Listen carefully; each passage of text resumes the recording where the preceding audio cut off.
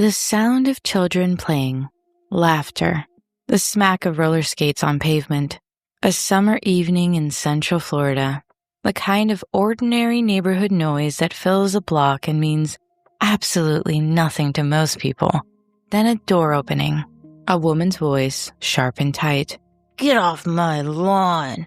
Get away from here!" The children scatter. The door closes, but a young boy forgets his tablet, so he goes back to retrieve it, and a 911 call, then another, then another. Then on the night of June 2nd, 2023, a final call. And then, 150 seconds later, a shot through the door, and a 10-year-old boy standing next to his mother when the bullet came through that door. His mother never got back up. Welcome to GBR Life Transmissions. I'm your host, Caitlin, and you're listening to GBR Life of Crimes, where we explore not just what happened in crimes committed by women, but why they happened and the psychology behind them. Today, we're examining the case of Susan Lorincz, a 58-year-old woman in Ocala, Florida, who on June 2nd, 2023, fired a single bullet through her locked, windowless front door and killed her neighbor, Ajike Owens, while Owens' 10-year-old son stood right beside her. Lorincz claimed self-defense.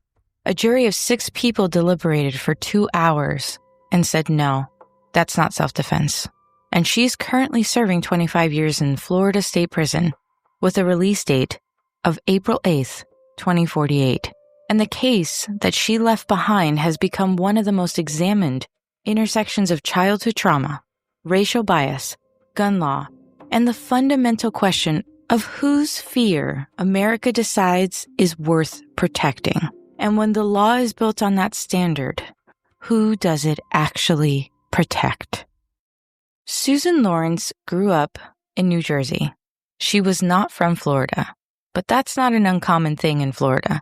Many come from the north. In her case, she arrived in the state in her 30s, relocating to Spring Hill to be near her parents, and she built a small, quiet life there. She worked as a chef at a nursing home. She worked in insurance claims and did administrative tasks. She sang in the choir at her Methodist church. Her pastor described her voice as beautiful. She baked for her friends. She took care of her nephew. Her friend of 13 years, Crystal, testified at the trial that Lorincz was a giver, that she was always taking care of people, and that the woman described in the courtroom was, and this is a direct quote, almost the exact opposite of the person I know. As she got older, she lived alone in an 800 square foot apartment. There is no romantic relationships on record, and no children of her own. Her social world was small and organized, all around work, church, and a handful of close friendships. Her defense team described her as a nearly 59-year-old woman with significant health issues. And those health issues were real and documented. She had undergone 25 knee surgeries on her right knee, eventually requiring multiple replacements, the last of which resulted in catastrophic failure due to an allergy. She had an aneurysm in her left kidney artery, a condition that meant elevated blood pressure could have life-threatening consequences. She was not in any physical sense a woman equipped for an actual physical fight. She was also a woman with a childhood that had done significant damage to her nervous system in ways that no amount of church attendance and baking could fully heal without therapy. Her younger sister Ellen testified at sentencing, and the picture she painted was a family that was broken in almost every direction that you could look. Their grandfather died by his own hand just before Ellen was born, and Susan would have been around 3 years old. Their father was a drunk who gambled the family's money away, and their mother, according to Eileen, was a good woman who struggled with severe depression and was not able to protect her children. And their brother also became an alcoholic and also violent. Ellen herself was eventually assaulted by him, and the siblings cut off all contact. An uncle had serious mental health issues and at one point tried to burn down their house. And then there's their father's abuse of the children. A clinical psychologist who conducted extensive interviews with Susan Lorincz, Dr. Castillo, testified at sentencing that Lorincz had been abused by her father from aged 4 to 20 years old. 16 years. Ellen confirmed it. Their father was, she said, physically, emotionally, and abusive in all ways to all of them. He beat them a lot. Dr. Castillo diagnosed Lorincz with chronic PTSD. 16 years of abuse beginning at age 4 is among the most severe forms of complex trauma a human being can experience. And what it produces in adulthood is a nervous system that has been fundamentally rewired for survival. That diagnosis was clinically sound. It was also, as we will examine in detail later, not the complete explanation for what happened on June 2nd, because PTSD shapes how intensely you perceive threat. It does not determine who you perceive as threatening. And the evidence of who Susan found threatening in the 16 months before, it's not ambiguous. Which brings us to understanding who her victim was. Ajike Owens, known as AJ, was born on January 13th, 1988, in Broward County. And while she was born in Broward, she grew up in Ocala, graduating from Vanguard High School in 2006, and built her entire life in Marion County. And as I said, she went by AJ. Her family described her smile as something that could light up any room she walked into. And from the photographs and footage, that became part of the documentary record of this case. And that description feels exact. AJ was a single mother of 4. Isaac, Israel, who everyone called Izzy, Africa, and Titus. She was their mom, their team mom, for football, for cheerleading. She made sure they were baptized and raised in faith. She was a manager in the restaurant and hospitality industry, a committed Christian, a woman who organized her entire existence around her children's safety, their futures, and their daily experience of being loved. Her best friend Kimberly described her exactly this way at the press conference after her death. When you met AJ, her smile would light up the room. She made sacrifices as a single mom to be there for each of them in every stage of their lives. The neighborhood where they lived, the Quail Run apartment complex in Ocala.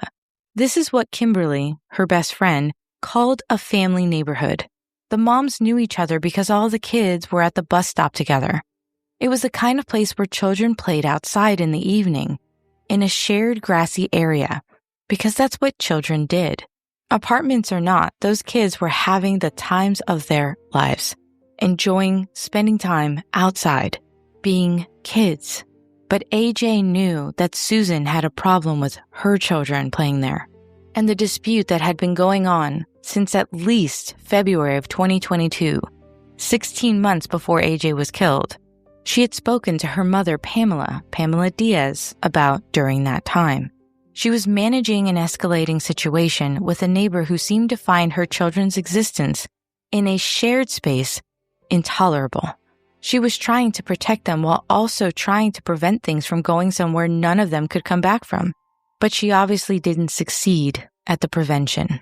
But not because of her. That failure will never belong to her. The killing of AJ was the conclusion of a documented pattern, not an isolated incident. From January 2021 through June 2023, the Marion County Sheriff's Office responded to approximately 6 documented calls involving Susan Lorincz and the Owens. Those calls and the body cam footage captured during each one, and would eventually become the backbone of the Netflix documentary, The Perfect Neighbor. And all of the footage was obtained through a Freedom of Information Act request filed by AJ Owens' family's attorneys, who understood from the beginning that the record of what had been happening before June 2nd was essential to understanding June 2nd. And what that footage shows is not dramatic. And that's the part that makes it so disturbing. You watch a woman get increasingly agitated about a shared grassy area adjacent to her building. You watch her call the police on children. Let that sink in for a minute. She's calling the police because little children are in a space, a shared space, outside, just playing, normal, during normal daylight hours.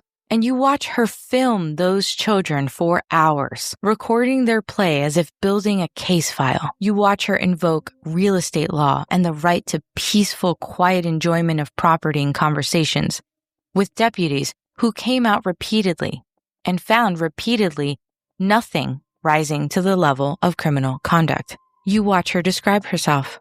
In one of those calls, she describes herself as the perfect neighbor.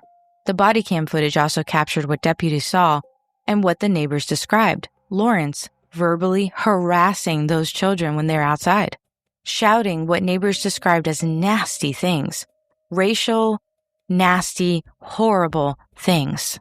According to the arrest affidavit and law enforcement records, Lorincz admitted to using racial slurs towards Owens' children. She called them the N-word. She referred to them as slaves. Multiple neighbors confirmed this pattern.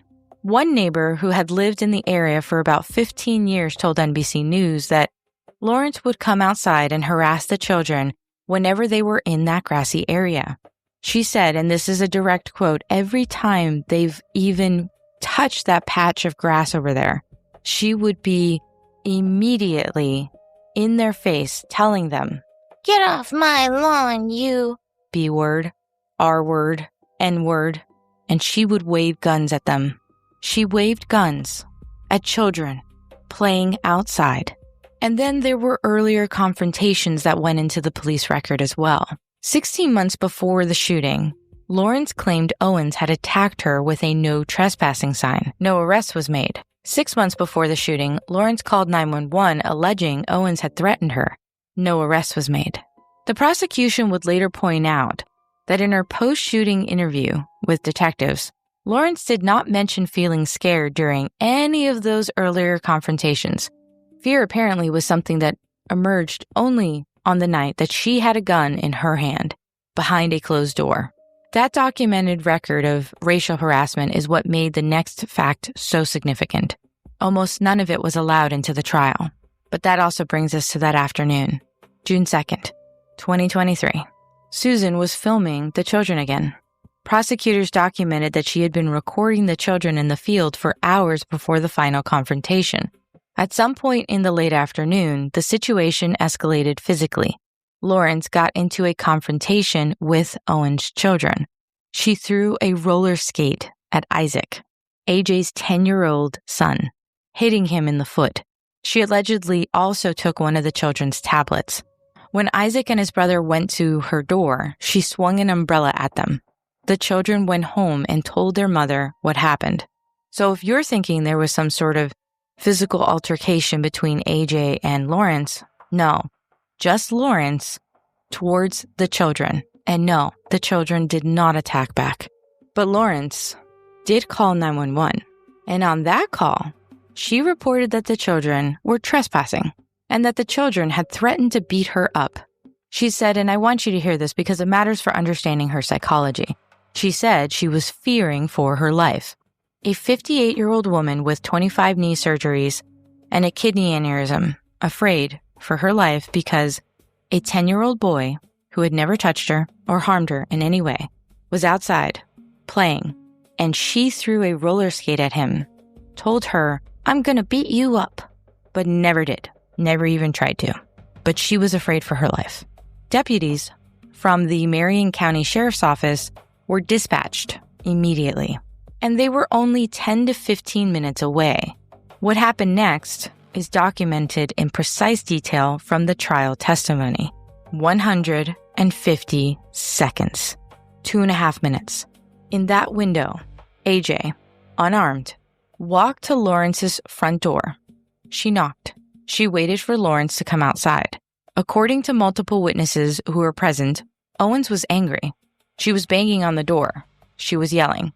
But none of the witnesses said she was trying to break in. She was asking Lorincz to come outside and face her.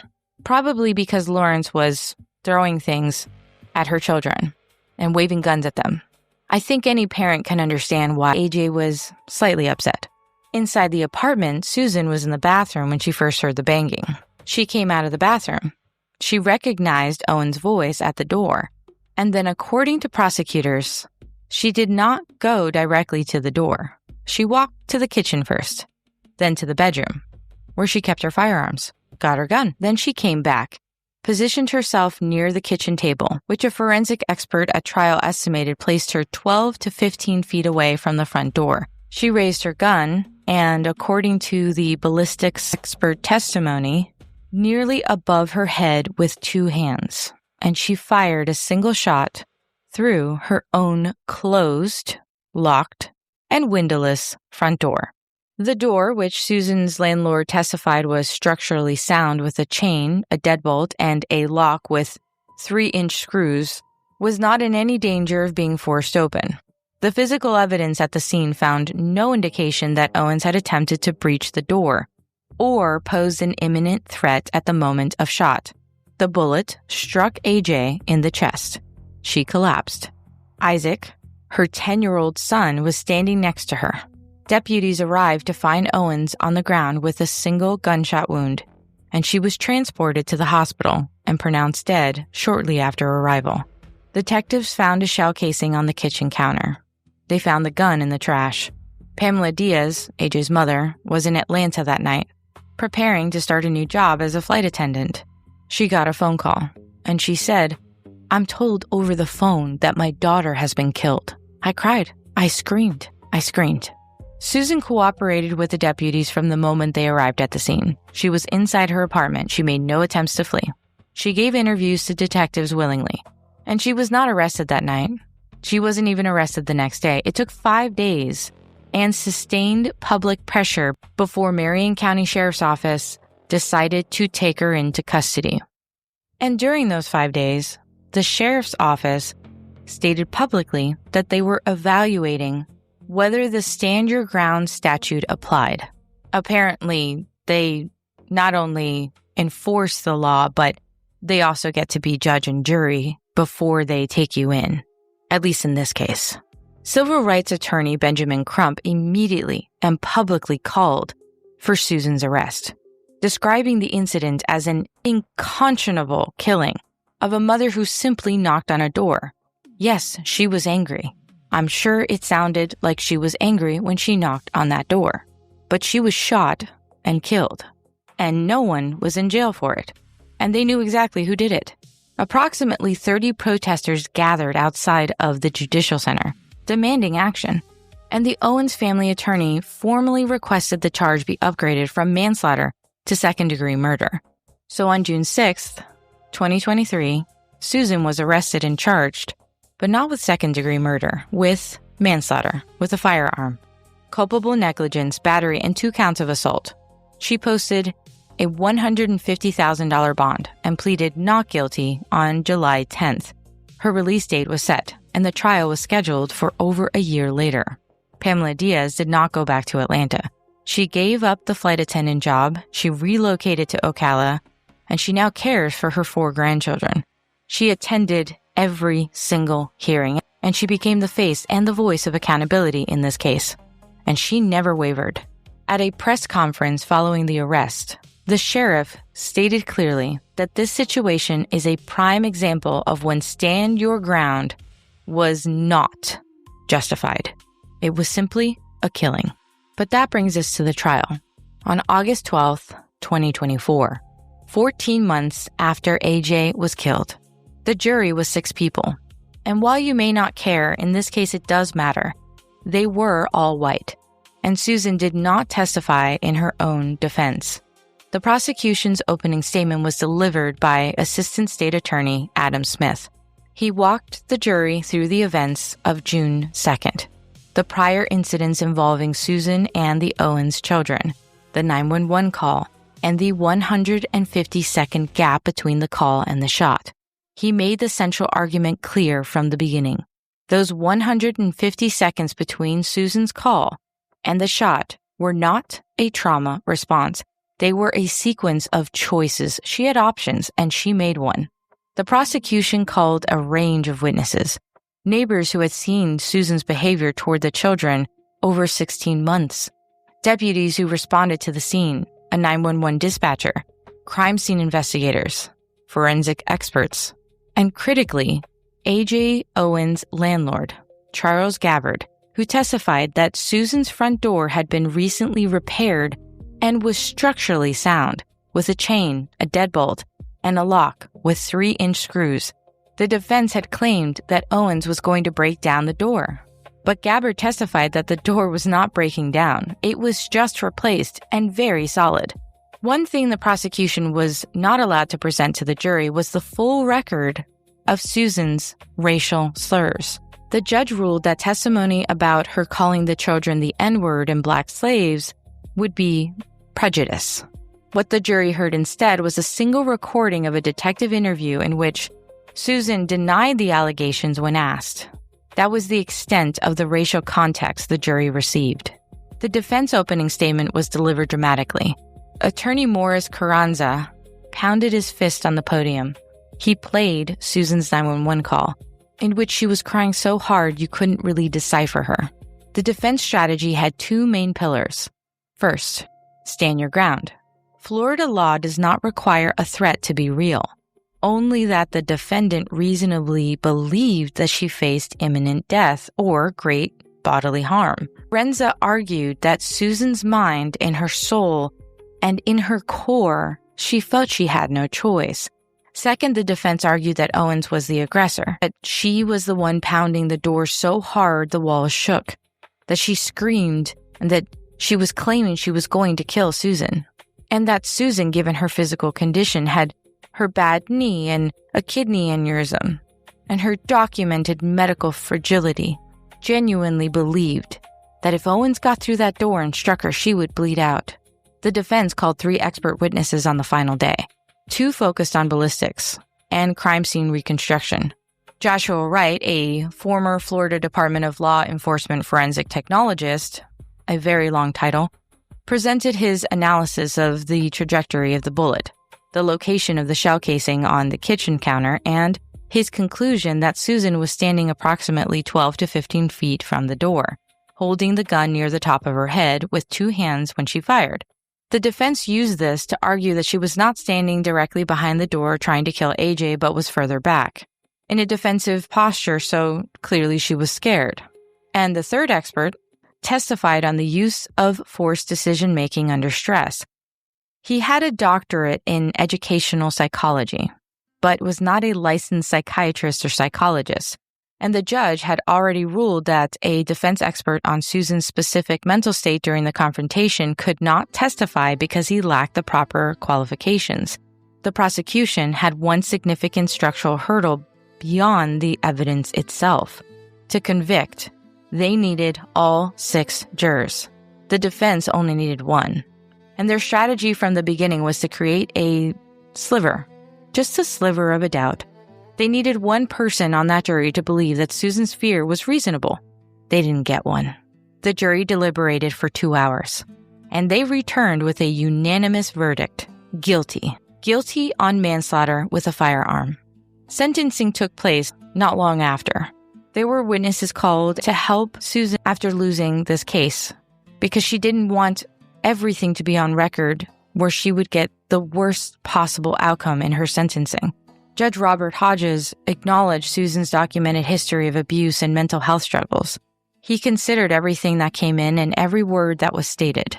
But he didn't treat Susan's abuse or mental health struggles as a mitigating factor. Instead, he called the shooting completely unnecessary and returned to the sequence everyone had now heard in full. She was behind a locked door. Deputies were on the way, and she knew that. She chose to retrieve a gun instead of waiting. And that is why those 150 seconds mattered so much in this case. So he sentenced her to 25 years. She will not be eligible for release until April 8th, 2048. Pamela Diaz, when asked about Susan's apology, said it was not sincere. She said it was a last-ditch effort just to save herself. And in September of 2025, Susan gave an interview from the prison. She maintained that she had been terrified and that she had never even seen the shot.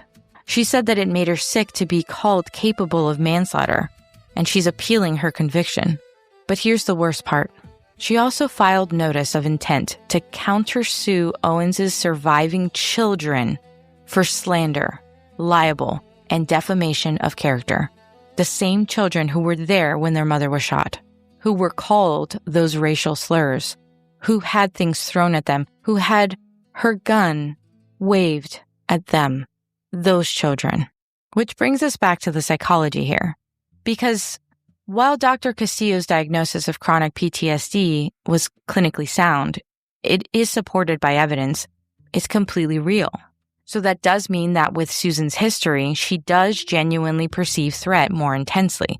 She would escalate very rapidly as soon as that response is activated. But that diagnosis is not an answer as to why she would do what she did, because the reality is PTSD determines the sensitivity and the speed of a threat response. It doesn't determine who you perceive as threatening. There was nothing that was documented in her life that would cause her to specifically target Black individuals as being the threat. And the research on racial bias and threat perception is extensive and consistent. Black individuals and Black children specifically are systematically and documented to be perceived as more dangerous than white individuals in equivalent situations. This operates largely below conscious awareness. It runs in the same fast automatic systems as traumatic threat responses.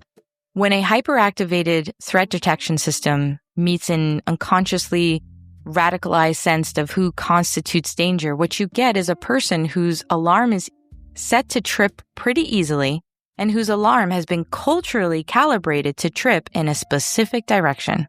Susan called those kids the N-word. She called them horrible things.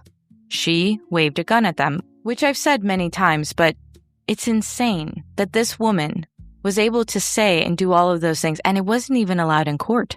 And the reason she did all of that was because they were playing outside, not because they were doing anything towards her. They were just playing, and that's documented. She was the aggressor. They never did anything. Her fear was not reasonable. Her mental state did not explain it. Prejudice does. Hate for someone's skin color explains it. That's why Ajike Owens was laid to rest on June 12, 2023, at Meadowbrook Church in Ocala, and why the funeral lasted 3 hours. Because she was beloved, because she was a good mom to children who no longer have her and have to be raised by their grandmother. But their grandmother is there with them in Ocala and has been there since the day that she found out that her daughter was killed. The case of Susan resists simple framing, and it should. It's not a clean story about a racist who killed a Black woman and got what she deserved, though race is absolutely central to it, as I had just stated. But it's not a clean story about traumatized women who were failed by every system around her and could not help what happened because of the trauma. What it is a documentary of what happens when unaddressed childhood trauma, untreated PTSD, and absorbed racial bias and access to firearms, along with a legal framework that asks only whether fear felt real rather than whether it was racially calibrated, all exist in the same person at the same moment. In other words, it was a perfect storm. And this is what happens when you bring in laws the way that they have, without clarification, and with people who are greatly prejudiced, along with already having mental health issues, and no actual gun laws to stop these things from happening. This case asks whose fear we make legitimate. It asks what a law built on reasonable fear is actually protecting when fear is not neutral. It asks what we owe children who watch their mother collapse on a doorstep and who have spent every day since trying to understand why. It insists we stop looking away from those questions. AJ deserved to go home that night. Her children deserved to keep their mother. And a system that could not prevent what happened to them has a great deal it still has not answered for. This has been GBRLIFE of Crimes, part of GBR Life Transmissions. And I'm your host, Caitlin, reminding you that understanding the darkness helps us appreciate the light. Join me next time as we uncover another case that challenges everything we thought we knew about the criminal mind.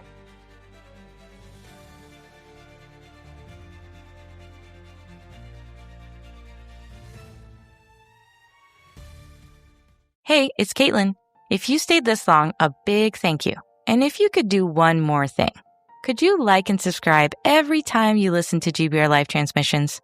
That would mean the world, and it would really help GBR Life grow. Also, don't forget to check out the reviews and blogs and so much more on GBRLIFE.com. I can't wait to see you there. Clock in the corner, slow. Breath between the words we choose. Stories in the spaces we don't fill. Soft edges, let it all unfold. Every small confession, softly told.